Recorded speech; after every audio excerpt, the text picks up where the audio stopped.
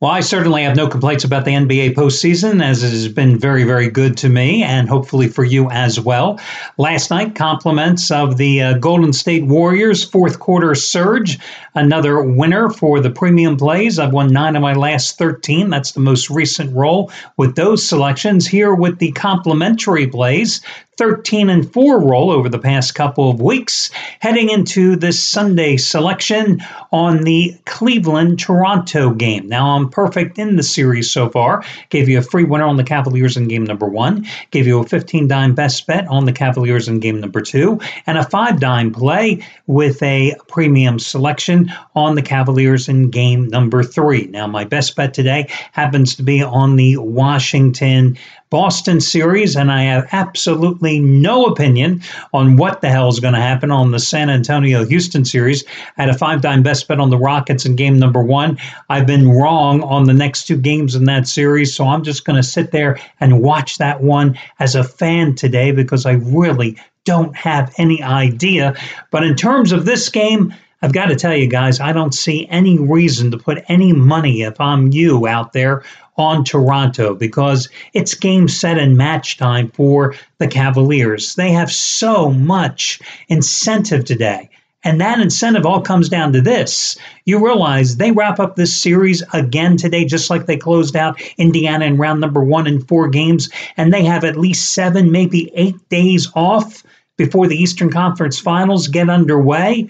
And how important is that for this team that relied on LeBron and Kyrie and Kevin Love and all the veterans, aging veterans, to log so many big minutes this season, for those tired legs to have over a week off at this time of year? You see the spark that the Cavaliers had coming into the first round series against the Pacers, coming into this second round series against the Raptors. You see the spring and LeBron's legs, especially here in both of these series.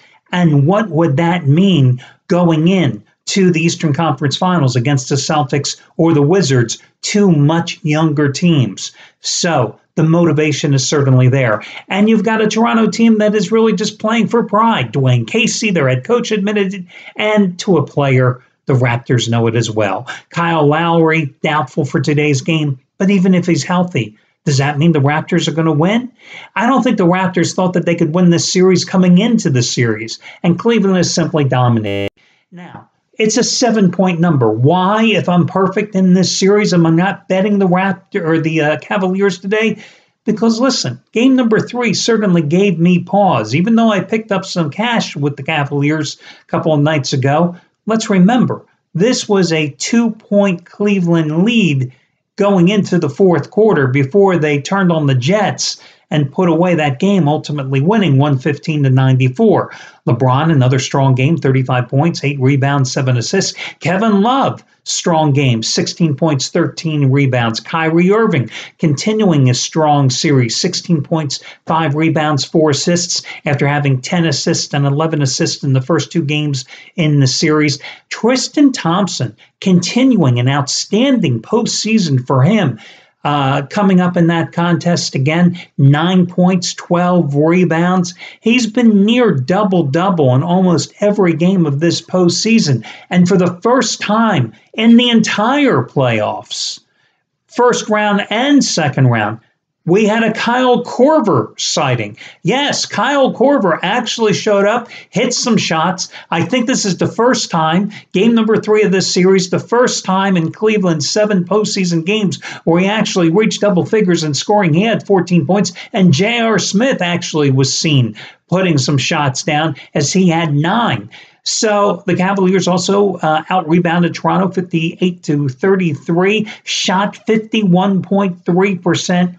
on the road, no less, and continued their hot shooting from three-point land as they had 13 three-pointers and 23 shots from beyond the arc. Now, DeMar DeRozan came to life after that miserable Game 2 performance, a personal playoff best with 37 points.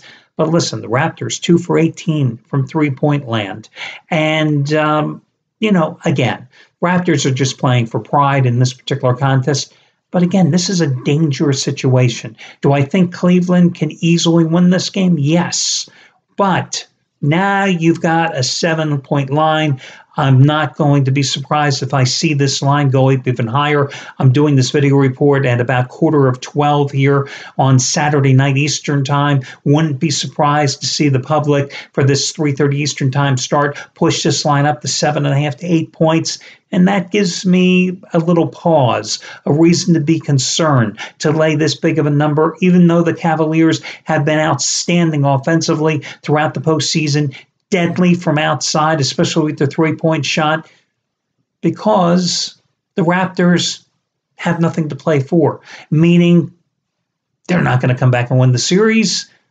Maybe, Cleveland doesn't keep its foot all the way down on the accelerator for the entire game and allows the back door to stay open. So I do like the Cavaliers here. I do like them to finally put away the Raptors and get that extra rest, but that's why it's a complimentary play.